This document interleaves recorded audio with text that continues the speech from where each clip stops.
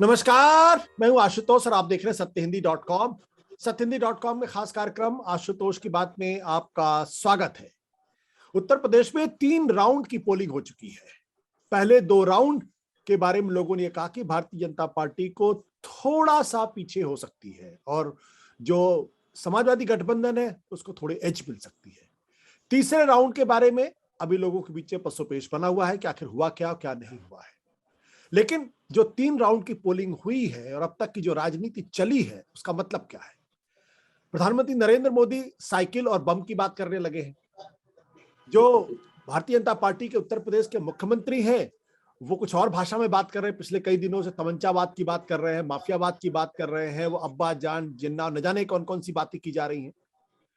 उधर अखिलेश इन मामलों की जवाब देने के बजाय वो ये कह रहे हैं साइकिल तो जो है उस पर गरीब लोग चलते हैं। प्रियंका गांधी का राग कुछ और है।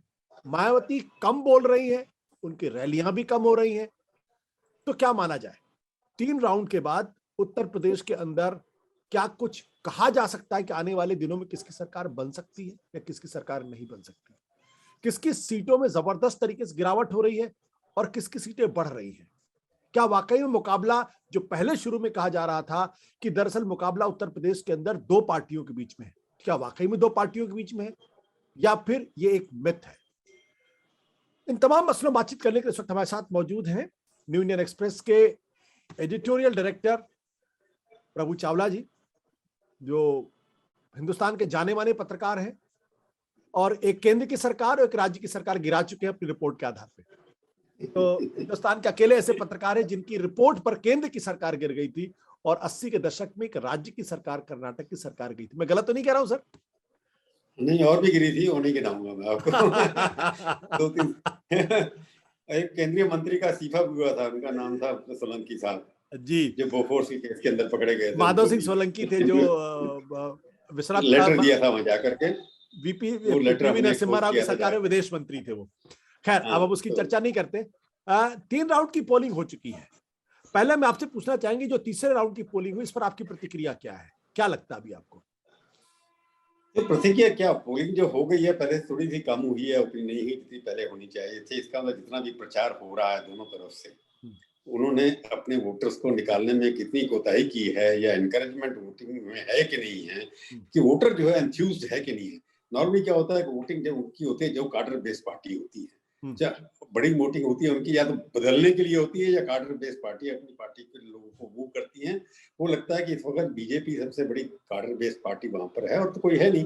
कांग्रेस का जो बेस है ठीक है, मास पार्टी है, परंतु लोग छोड़ने चले गए।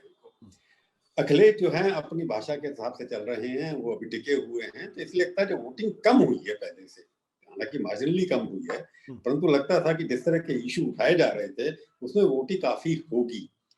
वेस्टर्न यूपी के अंदर कई बार, क्योंकि बीजेपी का सबसे बड़ी प्रॉब्लम थी वेस्टर्न यूपी, जिसके अंदर पहले 2 राउंड हुए, उसके अंदर मुसलमान भाई हमारे बहुत सारे हैं, उसके अंदर दलित भी हैं, उसके अंदर यादव भी हैं।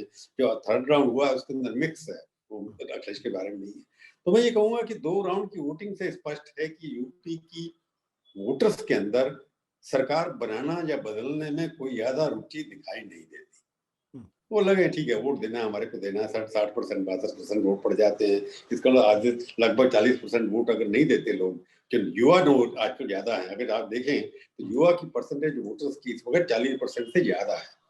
अगर वो लोग बाहर नहीं आ रहे हैं तो युवाओं को भी लगता है कि महिलाएं और युवा अगर नहीं आ रही हैं तो कहीं ना कहीं हमारी पार्टी की विशेषताएं कम होती जा रही है। पॉलिटिकल पार्टीज के अंदर लोगों का विश्वास बढ़ने की बजाय कम होता चला जा रहा है। 90 के दशक से 2020 तक वोट परसेंटेज बढ़ती चली जा रही थी, आपने नोट किया होगा। जी जी। उससे पहले वोट हमेशा 50% से नीचे रहती थी, 55% रहती थी। सडनली 90-95 के बाद ये पहुंची 70 पर, 75 पर, 78 पर पहुंची जाकर के, और फिर 60 के पास आकर के लगने लग गई। जैसे आप पंजाब में वोटिंग कितनी कम हुई, उत्तराखंड में भी बहुत कम वोटिंग हुई है, 6% वोटिंग कम हुई अगर देखें जाकर के। तो जो आपने इश्यू उठाया कि क्या लगता है, इस तरह के चुनाव में कोई भी प्रेडिक्शन करना बड़ा आसान नहीं है। अब वो कमिटेड मीडिया जो होगा वो तो अपने हिसाब से चलता रहेगा। मेरे को लगता है इस बार कमिटेड मीडिया भी कोई प्रेडिक्शन नहीं कर रहा है। कई बार होता है स्मगल हो जाती थी कि हमारे यहाँ ये प्रेडिक्शन है, किसी यूट्यूब के ऊपर चल गया छोटा सा, या क्योंकि इलेक्शन कमीशन ने बैन रखा है तो आप व्हाट्सएप के माध्यम से चला देते थे।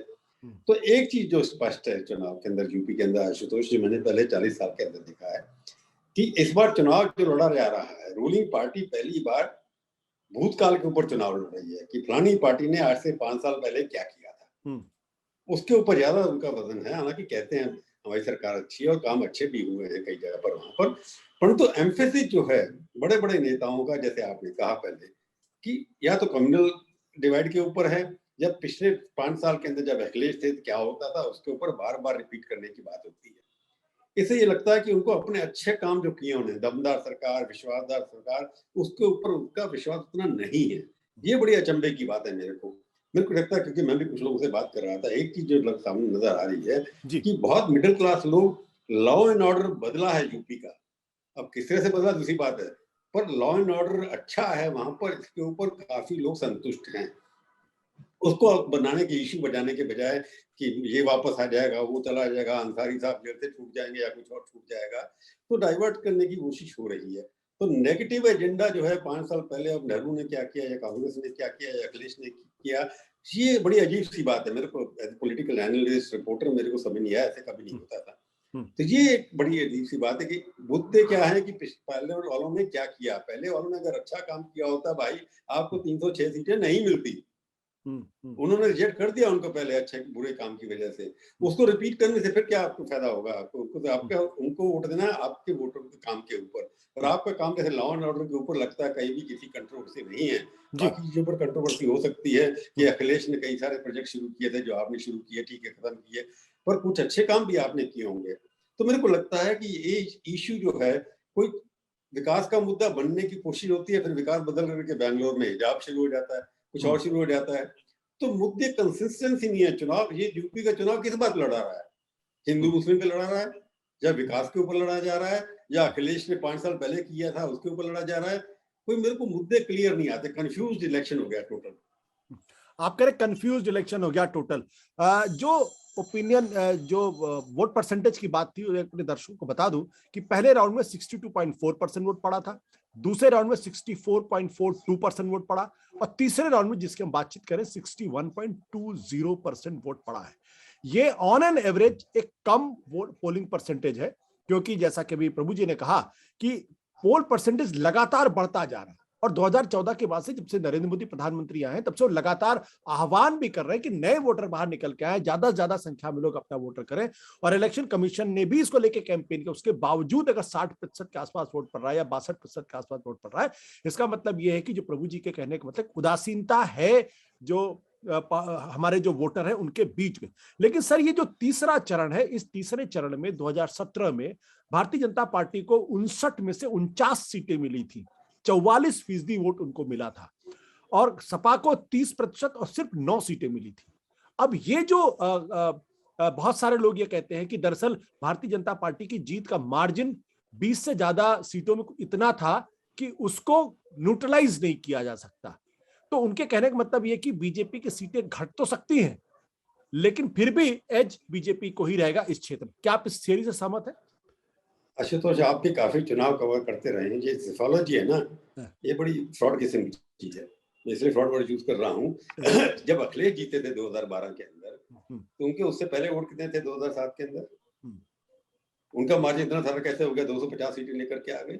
और बीजेपी जब 3306 सीटें जीती, तो 2012 के अंदर उनके पास कितने वोट थे? तो उतना अगर वो 20% वोट गेट कर सकते हैं, चाहे मोदी जी के लिए किए हो, चाहे योगी जी तो कैंडिडेट नहीं थे, तो ये 20% का उतार चढ़ाव पिछले कई सालों में हुआ है। लोग नेगेटिव वोटिंग करते हैं, तो कितना भी कम होगा, कुछ भी होगा, जिसके कई जगह पर 5% से कम मार्जिन है, जीते हैं उधर। तो ये जो नेगेटिविटी जब होती है, जब लोग कहते हैं कि हमने नहीं देना, अब जात हो गया है, अखिलेश जी आ गए हैं वहां पर, मजे की बात है कि 5 साल तक मायावती जी जितनी तेजी से इररिलेवेंट होती जा रही है, उतनी तेजी से अखिलेश रेलेवेंट होते जा रहे हैं। तो जो इनवर्स रिलेशनशिप है दोनों में, उनकी पॉपुलैरिटी कम, उतने माध्यम में अखिलेश की पॉपुलैरिटी याद आ रही है। कोई भी ओपिनियन पोल जितने भी कर लीजिए आप, मैंने पहले भी कहा था, आज भी कह रहा हूँ कि एक एजेंसी डेटा इकट्ठा करती है, वो सबको बांट देती है। अब दूसरी एजेंसी का नाम मेरे को अभी तो पता नहीं लगा कौन करती है। ओपिनियन पोल करते हैं बाकी लोग, डेटा कौन सी एजेंसी कलेक्ट करती है वो बताते नहीं कोई भी लोग। तो उस माध्यम से वो भी नहीं कह पा रहे कि 125 140 से कम लोग आएंगे। तो ये जो हो रहा है कि आप क्योंकि मार्जिन नहीं कवर होगा, ठीक है, बहुत लगता है आपको 306 सीटें हैं, और जब अखिलेश यादव की 250 सीटें हैं, तब उनका नंबर उससे पहले कितना था? उनकी सीटें भी 3 गुना बढ़ी थी उस वक्त। तो ये सीटें बढ़ना तो डिपेंड करता है कि किस तरह का पोलराइजेशन वहां पर होता है, कास्ट के ऊपर होता है या कम्युनल राइट के ऊपर होता है, कि कम्युनल के ऊपर भी होगा। अब ये ऐसी स्थितियां हैं जहां पर 80-90 के करीब मुसलमान भाई हमारे सीटों को इन्फ्लुएंस कर सकते हैं, पर अब उसको कैसे करना चाह रहे हैं? क्या कि मुसलमान एक तरफा वोट देगा या हिंदू एक तरफा वोट देगा, राम मंदिर नहीं बनने देंगे या बनने देंगे, ये सब इश्यू नहीं है। सवाल ये है कि इस बार चुनाव जो हो रहा है अखिलेश और योगी उनके बीच में, कि योगी को चुनना है दोबारा से या अखिलेश को वापस लाना है। उसके अंदर क्या देखना है कि योगी जी एक छवि है उनकी कि स्ट्रॉन्ग चीफ मिनिस्टर हैं, उन्होंने काफी माफियाओं को बाहर निकाल दिया, उन्होंने कुछ डेवलपमेंट काम भी किया, परंतु लॉ एंड ऑर्डर उन्होंने इम्प्रूव की। लॉ एंड ऑर्डर तो मायावती जी के जमाने के लोग याद करते हैं, उन्होंने अपने पार्टी के एमपी जेल में डाल दिए थे। सबसे बड़े स्ट्रॉन्ग चीफ मिनिस्टर को कोई कही जाती थी तो मायावती ने जब आई थी, उन्होंने सबसे ज्यादा माफिया लोगों को जेल के अंदर डाला। उनके जमाने में भी लोग छोड़ के भाग गए थे, जैसे आज कहते हैं योगी जी कि मेरे जमाने में लोग भाग गए जेल से, अब पहले जेल में हैं, बाहर बाहर घूमते रहते थे। तो इस तरीके से कई बार चीजें होती है कि मोदी जो योगी और अखिलेश कह रहे हैं कि मैंने विकास किया, उन्होंने किया भी, कई चीजें दिखाई दे रही है उनकी। तो इस पर प्रॉब्लम ये है कि अखिलेश की साख जो है नेगेटिविटी योगी जी की है कि नहीं है, कितनी है, वो अखिलेश को ट्रांसफर होगी नहीं होगी। जो आप कह रहे हैं कि कांग्रेस के लोग एक्टिव हो गए हैं, अपनी प्रियंका जी बहुत एक्टिव हैं, उनको भीड़ भी बहुत मिल रही है, मायावती जी शायद वो कहते हैं ना कंस्पिकुअस बाय हर प्रेजेंस, वो दिखाई जरूर देती है कि रखूं मैं भी हूं भाई, पर वोट मांग रही है नहीं मांग रही पता नहीं लगता, कई बार क्या कर रही है कुछ भी। तो मायावती है फैक्टर, उनको वोट मिलेंगे जैसे मिलते हैं, उनकी कमिटेड वोट भी है। इस वक्त जो आप कह रहे हैं, मेरे को जो लगता है, मैं गया नहीं हूं इसलिए कुछ नहीं कहता, कि डायरेक्ट फाइट बन गई है अखिलेश वर्सेस योगी। ये बीजेपी वर्सेस समाजवादी नहीं है, ये अखिलेश वर्सेस योगी है, और उसके अंदर मोदी जी एक अपना काम कर रहे हैं, उनको योगी जी के कंधे पर हाथ रख के उनको आगे बढ़ा रहे हैं। तो जिस तरह की भाषा का प्रयोग हो रहा है वो दूसरी बात है, परंतु योगी और इनके बीच में टक्कर डायरेक्ट हो रही है। इसमें कोई आइडियोलॉजी नहीं है, इसमें कोई कुछ नहीं है, क्योंकि चुनाव के अंदर हर बार वो रिपीट करके 2 मिनट एक ही बात सुनता आ रहा हूँ, ये हो गया वो हो गया, ये हो गया वो हो गया, हम मंदिर बना देंगे, वो कहते हैं हम ये कर देंगे। तो इट इज फाइट, एक दो व्यक्तियों के बीच में फाइट है और दोनों एक ही उम्र के हैं। बिल्कुल। आपने बड़ी अच्छी बात की, आपने कहा कि लड़ाई समाजवादी पार्टी बीजेपी के बीच की नहीं है, सब ये लड़ाई योगी और अखिलेश यादव के बीच की लड़ाई है। अब इस लड़ाई में आपको क्या लगता है कि कौन नेता है जो ज्यादा बेहतर तरीके से लोगों के बीच में कनेक्ट एस्टैब्लिश कर पा रहा है, अखिलेश यादव या योगी आदित्यनाथ? आपको याद होगा 2012 के अंदर अखिलेश यादव जी जब निकले थे वहां पर, 2012 के अंदर पहली बार वो साइकिल लेके नोएडा के अंदर आप ही थे तब, उस वक्त IBN में मैंने इंटरव्यू किया था आपके स्टूडियो में, वो साइकिल पर आए थे वहां पर। तो उस वक्त तो वर्किंग प्रेसिडेंट थे वहां के स्टेट के, पहली बार बने थे, और पहला इंटरव्यू उन्होंने मेरे को ही दिया था करके, हमने तब तीखी बात वहां पर की थी। तो अखिलेश जी फिर निकल पड़े, इस बार सड़क साइकिल पे कम निकले हैं और रथ में ज्यादा निकले हैं। मैं देख रहा हूँ पिछले 2 महीने पहले तो घर में बैठे रहे, उनकी आदत है कि घर में बैठे रहना, लोगों से मिलना। किसी ने उनसे पूछा कि आप 12 बजे सो के उठते हैं, उन्होंने कहा जी आप मिला लेना एक दिन बाबा जी को और मेरे को, देखना कौन जगा हुआ है। तो पर उन्होंने पिछले 2 महीने के अंदर मेरे को लगता है कंपटीशन दिया है विजिबिलिटी के अंदर। उनको भी मीडिया पहली बार लगा, मीडिया को पहले तक उनको इग्नोर कर रहे थे, मीडिया को पहले बार लगा कि अखिलेश भी रेलेवेंट पॉलिटिकल फैक्टर हैं। तो इसलिए अखिलेश ने पिछले 2 महीनों में काफी ग्राउंड कवर किया है, घर घर जा करके अपने पिताजी को भी ले गए अपने गांव के अंदर वहां इलेक्शन लड़ने के लिए। तो योगी जी क्योंकि मुख्यमंत्री हैं, उनकी रिकॉल वैल्यू, ब्रांड वैल्यू जो होती है ज्यादा होती है, और योगी जी के पास साधन हैं, हेलीकॉप्टर्स हैं, अगर साधनों का मुकाबला तो उनका कोई अखिलेश कर नहीं सकते। हालांकि 5 साल सत्ता में रहे, उनके पास भी साधनों की कमी दिखाई नहीं देती, पर उतने नहीं है जितने होने चाहिए थे, उतनी सेना भी नहीं है, काडर भी नहीं है। मेरे को लगता है अगर आप साधनों का मुकाबला करें या आप उनके साथ मुकाबला करें कि क्या उनके पास काडर है, तो उसमें योगी बहुत आगे। योगी जी के पास संगठन RSS का पूरा सपोर्ट है, उनके पास सरकार की मशीनरी भी है, उनकी अपनी पर्सनल इमेज बड़ी क्लीन है, स्ट्रॉन्ग चीफ मिनिस्टर माने जाते हैं। और उसके बाद नेगेटिविटी फैक्टर ये भी है, वहां पर बेरोजगारी है, महंगाई बहुत बड़ी बढ़ गई है, और कई जगह पर कई चीजें प्रोजेक्ट बने भी नहीं है। पानी लोगों को दिखाया गया कि पानी दिया, पानी है नहीं कहीं पर की जगह पर, और कई जगह सिलेंडर भी दोबारा से नहीं मिले लोगों को। तो वो जो 5 साल के अंदर पिछली बार जो मोदी जी के नाम पर एक नई चीज थी कि मोदी जी आए हैं, देश का सुधार होगा, तो लोगों ने मोदी जी को तब वोट दिया था उस वक्त, उसने बीजेपी को वोट नहीं दिया था। तो इस वक्त योगी जी को वोट देना है कि नहीं देना, उसमें कितनी कमी आएगी, मोदी और योगी के अंदर पॉपुलैरिटी में कितनी कमी है, वही वोट मार्जिन है उनका। और मोदी जी के पॉपुलैरिटी वहां 70% है और योगी जी की 50% है, तो 20% का मार्जिन वही कम हो जाता है कि मोदी जी वहां के चीफ मिनिस्टर नहीं बन रहे हैं, योगी जी बनने वाले हैं। तो मैं जो आपका सवाल उठता है कि दोनों में से कौन आगे है, मेरे को लगता है कि अखिलेश ज्यादा रेलेवेंट अब हो गए हैं, जो 2 साल में नहीं हुए। अभी भी विजिबिलिटी और साधनों के माध्यम में योगी जी के मुकाबले में लोग कहीं अभी पूरे नहीं हुए। अब डिपेंड करता है बाकी लोगों के ऊपर कि लोग किस तरह से वोट करते हैं। बट तीसरा जो राउंड है, इस राउंड के बारे में कहा जाता था कि ये समाजवादी पार्टी का गढ़ है, और उस गढ़ में आपको लगता है कि समाजवादी पार्टी जो है वो पिछली बार जिस तरीके से उसको सीटें बिल्कुल नहीं मिली थी, इस बार इंप्रूव करेगी? और 8 मिली, बिल्कुल 8 सीटें मिली थी। तो क्या इस बार कितना इंप्रूव कर सकते हैं वो? और क्या वो जो उन्होंने कोएलिशन बनाने की कोशिश की कि MY के साथ साथ कुछ दूसरी छोटी जातियों को साथ लेके आए, यहाँ उन्होंने महान दल के साथ गठबंधन किया है, जो कुर्मी जातियों का एक बड़ा गठबंधन है उस इलाके में। तो आपको ये अदर देन यादव जातियों का गठबंधन अखिलेश यादव के साथ जुड़ता हुआ दिखता है कि नहीं दिखता इस चरण में? देखो, अगर जातीय समीकरण होगा, सोशल इंजीनियरिंग हो गई, तो 2012 में सीटें शायद 38-39 मिली थी शायद उनको। जी।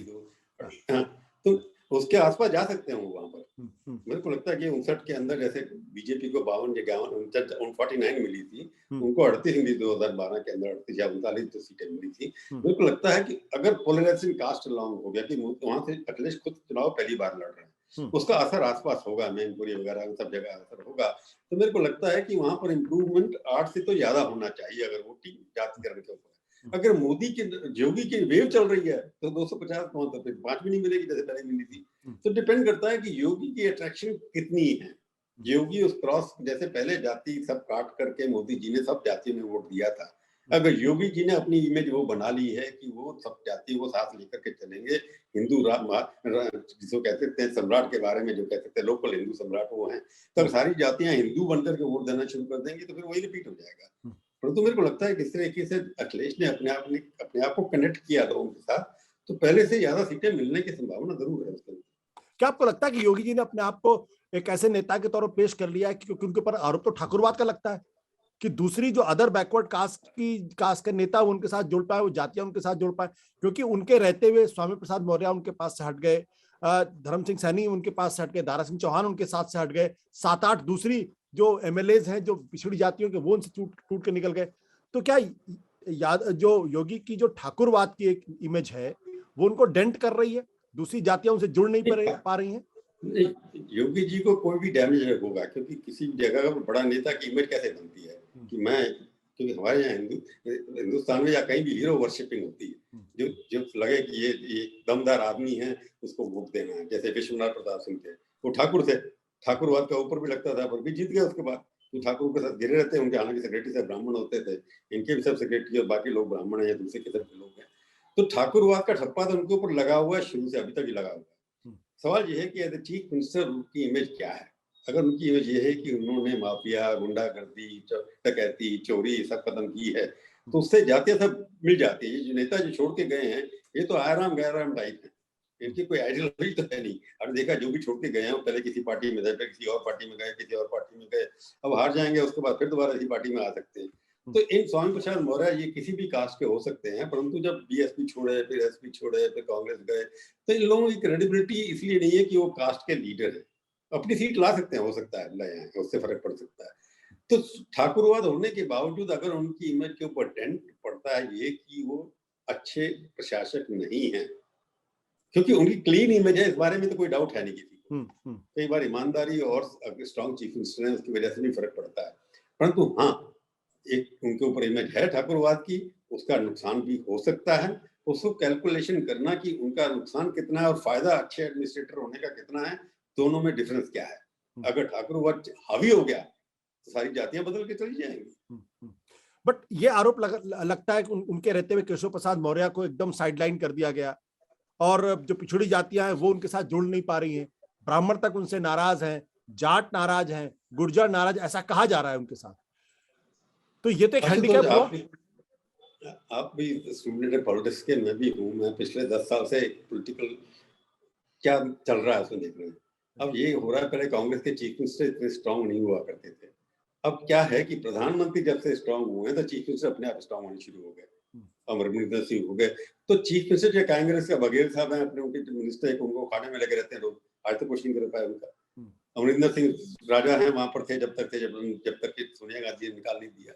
अब क्या हुआ कि जो हर स्टेट के अंदर चीफ मिनिस्टर है वो ही लीडर बन जाता है वहां, तो वो किसी भी मिनिस्टर पूछता नहीं है। यहाँ के मिनिस्टर की आदत जानते हैं आप क्या है, और वहां के मिनिस्टर भी वैसे के वैसे हैं। मिनिस्टर जरूर है क्योंकि कैबिनेट सिस्टम है, तो उसको आप चेंज नहीं कर सकते, कॉन्स्टिट्यूशनल प्रोविजन है।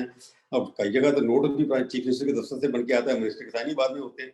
तो ये एक नई प्रणाली बन गई है प्रशासन की, जिसके अंदर आपका डेमोक्रेटिक सिस्टम है, पार्लियामेंट्री फॉर्म ऑफ डेमोक्रेसी है, परंतु एक्चुअल में presidential form of government centre पे नहीं है, केवल स्टेट्स में भी वही हो रहा है। अब ममता बनर्जी है, आप कहेंगे जी उनके मिनिस्टर क्यों भागे थे छोड़ करके, कि उनके ऊपर कोई पूछता नहीं था। ये बन गया कि इंडिविजुअल लेड पॉलिटिक्स जो हो गई है, जो व्यक्ति जो है वो इंडिविजुअल जो है आइडियोलॉजी से स्ट्रांग हो गया है। वो कहता है कि मेरी वजह से सरकार में आए हैं आप लोग, मैंने आपको जितवाया है, इसलिए जो मैं चाहूंगा या चाहूंगी वही होगा। तो योगी जी क्योंकि योगी जी है, मोदी जी क्योंकि मोदी जी है। अब अशोक गहलोत को देख लीजिए, सचिन पायलट को छोड़ना ही पड़ा ना। मैं किस किस एग्जाम्पल दूं आपको। अब स्टालिन को देख लीजिए, जयललिता को देख लीजिए, केसीआर को देख लीजिए, किसी भी चीफ मिनिस्टर को उठाकर देखिए। बाकी मिनिस्टर तो वहां पर हैं क्योंकि काउंसिल ऑफ मिनिस्टर एक कॉन्स्टिट्यूशन का प्रोविजन है, परंतु वो सिर्फ वहां पर इसलिए है कि कॉन्स्टिट्यूशनल ऑब्लिगेशन है। तो आप कहेंगे उनको कोई भाव नहीं देता था, कोई चीफ मिनिस्टर आएगा, स्वामी प्रसाद मुखर्जी को बना दीजिए आप, वो भी वही करेंगे, क्योंकि पावर सेंट्रलाइज हो गई है एक लीडर के बीच में। ये एक नया चेंज है, पैराडाइम सिस्टम चेंज हो गया है कि डेमोक्रेसी के अंदर, पार्लियामेंट्री फॉर्म के अंदर ऐसा कॉन्स्टिट्यूशन अम्बेडकर साहब ने जब बनाया होगा, सोचा नहीं होगा है हमारी कलेक्टिव फॉर्म ऑफ कैबिनेट होगी, collective form of response, all being equal. वो ऐसा सबोटाज हुआ है सिस्टम के अंदर, लीगली सबोटाज हो गया, जिसके अंदर कलेक्टिव सिस्टम है ही नहीं, इंडिविजुअल सिस्टम है। तो आप जो कह रहे हैं वो हर जगह होता रहा, मोदी जी के राज में हुआ, योगी जी के राज में हुआ। अब कहीं भी देख लीजिए, हर चीफ मिनिस्टर अपने आप को प्राइम मिनिस्टर समझता है। जी, अब 3 राउंड के बाद अभी आपको क्या लग रहा है, क्या उत्तर प्रदेश की तस्वीर कुछ साफ होती दिखाई पड़ रही कि किसकी सरकार बन सकती है? साफ तो नहीं, पर एक तो यह है कि जो गर्मजोशी पहले दिखाई देती थी जीतने वाले दलों के अंदर, मतलब उनके जो आसपास या मीडिया के लोग भी हैं या दूसरे भी हैं, वो जरा कुछ शांत दिखाई दे रहे हैं। तो इसलिए मेरे को लगता है कि ये कुछ क्लियर नहीं है, परंतु ये क्लियर कि जो पहले लगता था कि एक तरफा इलेक्शन है, वो एक तरफा इलेक्शन नहीं है। अभी मुझे पहले भी राउंड में कहा, एक तरफा इलेक्शन अभी नहीं है, अभी 4 राउंड बाकी हैं, यानी 200 से ज्यादा सीटें अभी भी होनी बाकी हैं। तो कुछ भी हो सकता है, परंतु 3 के बाद ये लग रहा है कि वहां पर अभी भी यूपी के अंदर ये स्पष्ट नहीं है कौन कितनी मेजोरिटी से हार रहा है या जीत रहा है, अभी ये कह सकते हैं। परंतु ये स्पष्ट है कि कोई एक बड़ी वीव है कि 300 सीटें हम ले आएंगे, वो दिखाई नहीं देता। आपको दिखाई नहीं पड़ रहा, लेकिन बहुत सारे लोग ये दावा कर रहे हैं कि अखिलेश की हवा चल रही, आपको दिखता है? हवा चल रही है, नहीं वो तो मैं कहता हूँ दोनों तरफ अखिलेश की। मैंने पहले आपका अखिलेश जो विजिबल इतना हो गया है, यानी कि मीडिया जिसके बारे में कहा जाता है कि मीडिया दिखाता नहीं, अखिलेश को बार बार दिखा रहे हैं, तो हवा तो चलेगी ना, इसलिए दिखा रहे होंगे ना उसको बार बार। और वो एक्सेसिबल भी थोड़ा ज्यादा है, क्योंकि अखिलेश में एक खूबी जो है, कभी भी वो फालतू शब्दों का प्रयोग नहीं करता, उसके शब्द उसके नपटे तुले शब्द होते हैं, कभी वो frontal attack, negative personal attack नहीं करते हैं, ये खूबी है, बाकी कम नेताओं में आजकल दिखाई देती है। तो वो पुराने किस्म के जैसे कांग्रेसी होते थे उस तरह के नेता हैं, जब पुराने किस्म के बीजेपी के लोग होते थे उस तरह के अखिलेश नेता है। तो अखिलेश की हवा चल रही है या नहीं चल रही, कि मेरी दिल्ली तक तो आई नहीं मेरे घर तक, तो पर वहीं के बॉर्डर पे तो पता नहीं बॉर्डर पर रुक गई लगता है। नोएडा के बॉर्डर, नोएडा चैनल्स के आसपास रुकी हो कहीं, या दिल्ली वाले पत्रकार हैं वहां रुक गई हो, तो पता नहीं है मेरे को। पर तो अखिलेश रेलेवेंट है पहले से ज्यादा, मैंने पहले भी कहा, अभी भी कह रहा हूँ, पहले से ज्यादा विजिबल है, पहले से ज्यादा एक्सेप्टेबिलिटी है उसकी, वो तो दिखाई दे रहा है। बट ये प्रधानमंत्री जो साइकिल और बम की बात करने लगे और ऐसा इंसिनुएट कर रहे हैं कि देखिए कि समाजवादी पार्टी जो है वो आतंकवादियों के साथ है, ये क्या आपको लगता है कि प्रधानमंत्री की बात कहनी चाहिए? पहली बात। दूसरा, चुनाव में इसका कोई मतलब है? देखो आशुतोष, आप इंटेलेक्चुअल हैं, मैं थोड़ा कम हूँ, तो इसलिए आप जेएनयू ये सब भाषण थे, हर शब्द के अंदर इंटरप्रेशन करते रहते हैं। मोदी जी की आप बात समझे होंगे, मैं समझता हूँ उनको। मोदी जी बात करते हैं मासेस के साथ, वो उसके पीछे क्या बोल रहे हैं, साइकिल उनको सिंबल का मजाक उड़ाना है, वो अपने कनेक्ट कर रहे हैं मासेस के साथ। उनकी जीत इसलिए होती है कि वो मासेस को अपनी भाषा जो कहते हैं, जो बाकियों लगता है अमेरिका में न्यूयॉर्क टाइम्स को लगेगी या जेएनयू के प्रोफेसर को लगेगी, वो उस भाषा को नहीं समझते। उनको समझा क्या, उनको तो ये कि किस तरह से साइकिल का या लाल, अब जो रेड अलर्ट है, रेड अलर्ट कह रहे हैं ना, वो लाल रंग, ये प्रधानमंत्री से बोलते नहीं है वैसे। रेड अलर्ट है क्या, जो आपने कहा साइकिल कि जब बम फटा तो साइकिलों के ऊपर फटना शुरू हो गया, तो उनको ये समझाना था कि साइकिल जो है symbol, as a symbol dangerous है, इसको वोट मत दीजिए। तो मोदी जी जो भाषा का प्रयोग करते हैं, उनके दिमाग में ये अब नहीं है कि इसका असर कम्युनिस्ट का किसके लिए एड्रेस का। हालांकि उनको बड़ा क्लियर है कि वो कट्टर हिंदूवादी हैं, अपने आप को मानते हैं कि वो बिल्कुल बैंकर करते हैं, परंतु ये भाषा का प्रयोग उनका जो है, वो he is the best communicator. जनता के साथ कैसे अपने आप को जोड़ना है, वो अपनी भाषा, जो नीचे सामने बैठा हुआ वर्कर उससे जोड़ते हैं, वो वही भाषा समझते हैं, उसका इंटरप्रिटेशन आप करते रहिए। इंटेलेक्चुअलिज्म लगाएंगे मोदी जी की भाषा के ऊपर तो आप फेल हो जाएंगे। एक सवाल मैं अपने आप को पूछने से रोक नहीं पा रहा हूं, क्योंकि पिछले 5-6 महीने से लगातार ये चर्चा चल रही है और आपसे बेहतर इसको कोई जवाब नहीं दे सकता है कि ये भाई ये अमित शाह और योगी के बीच में कुछ तो है टेंशन। क्या इसको आप दम मानते हैं? क्या इसमें कुछ दम है? देखो आशुतोष, किसी जमाने में मेरी एक्सेस होती थी तो मैं बता देता था कि क्या हो सकता है। अब किसी पत्रकार के पास ना तो अमित शाह के पास एक्सेस है, क्या अमित शाह जो बताते हैं वही उनको पता होता है, या मिलते नहीं किसी को तो स्टेज से बोल देते हैं। तो ये जो गप्पे चलती है ना ये आपस में पत्रकारों की, कि उसका एक्सेस है उनका नहीं है। अमित शाह सबसे ज्यादा कैंपेन यूपी के अंदर कर रहे हैं। योगी जी देखा होगा आपने, पहले नहीं करते, अब कर रहे हैं। अमित शाह जितनी योगी की तारीफ अब करते हैं, पहले नहीं कर रहे थे। तो इनके अंदर की बात जो है, इस पार्टी के अंदर आपको अभी भी समझ गया होगा, पिछले 7 साल के अंदर बड़ा क्लियर है कि मोदी शाह के बाद कोई मायने नहीं रखता। अगर उनके बीच में मोदी और शाह के बीच में नहीं बनती होती, योगी जी के बीच में, तो शायद आप जाते नहीं जिस तरीके से वहां संभाल के कमान बैठे हुए हैं, बिल्कुल कंट्रोल उनके हाथ के अंदर है इस वक्त। तो मैं नहीं कहूँ, क्योंकि मेरी कोई बात डायरेक्ट नॉलेज नहीं है, मैं तो सिग्नल देखता हूँ क्या हो रहा है इन दोनों का। कि शाह साहब को मैं जानता नहीं हूँ, मैं मोदी जी को अच्छी तरह जानता हूँ, परंतु क्योंकि अमित शाह का इंटरप्रिटेशन पर्सनैलिटी करना मेरे बस का गलत होगा अगर वो कुछ करूंगा, परंतु बड़े कमिटेड लॉयल वर्कर हैं मोदी जी के। जो भी कर रहे हैं वो मोदी जी के कहने पर कर रहे हैं। अगर वो योगी जी को पसंद भी नहीं करते, अगर मोदी जी करते हैं तो शाह साहब की वहां चलने वाली नहीं है, ये स्पष्ट है। परंतु शाह साहब मोदी जी से बाहर नहीं जाएंगे। अमित शाह बिल्कुल वही करेंगे जो मोदी जी चाहते हैं। और शाह साहब ने प्रूव कर दिया कि वो बड़े ऑर्गेनाइजर हैं, मोबिलाइज कर लेते हैं वर्कर्स को, कि एक तो भय है उनका लोगों को, और दूसरा उनके ऊपर जिस तरह से मशीन को काबू करने का तरीका आता है। जब से वो यूपी में जाकर बैठे हैं तो वहां का संगठन को समेट के हाथ में आ गया है। अब लोग वर्कर वहां पर लग गए हैं। और उसके बाद बी.एल. संतोष जो है वहां के संगठन मंत्री, मैं एक चीज और बता रहा हूँ, पहले रामलाल जी थे, वो बड़े सॉफ्ट थे।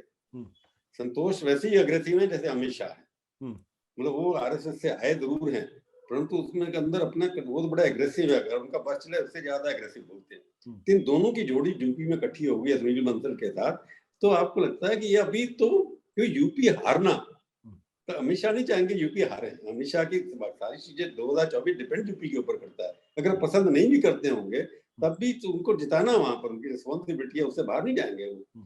तो जो आप सुना है आपने अमित शाह उसके बारे में, मेरे को भी नॉलेज नहीं है और मेरे को लगता नहीं है कि जो विजिबिलिटी किया कि वहां पर अमित शाह, मोदी जी और बीजेपी के लॉयलिस्ट हैं, उनके लिए योगी जीतना जरूरी है, चाहे पसंद हो या नहीं हो। कई चीजें उनको पसंद नहीं है, मैं जानता हूँ, कई लोग जानते नहीं है, पसंद नहीं करते हैं, उसके बावजूद भी वो मिनिस्टर हैं आज। बिल्कुल। प्रभु बहुत बहुत शुक्रिया इतनी सारी बातचीत के लिए और इतना खुल के बोलने के लिए। Thank you so much. अगले हफ्ते और अगले राउंड के बाद फिर एक बार आपसे बातचीत करेंगे और जानने की कोशिश करेंगे दरअसल क्या कुछ हो रहा है, क्या कुछ नहीं हो रहा। धन्यवाद, शुक्रिया। सत्य हिंदी का ऐप डाउनलोड करें गूगल प्ले स्टोर पर।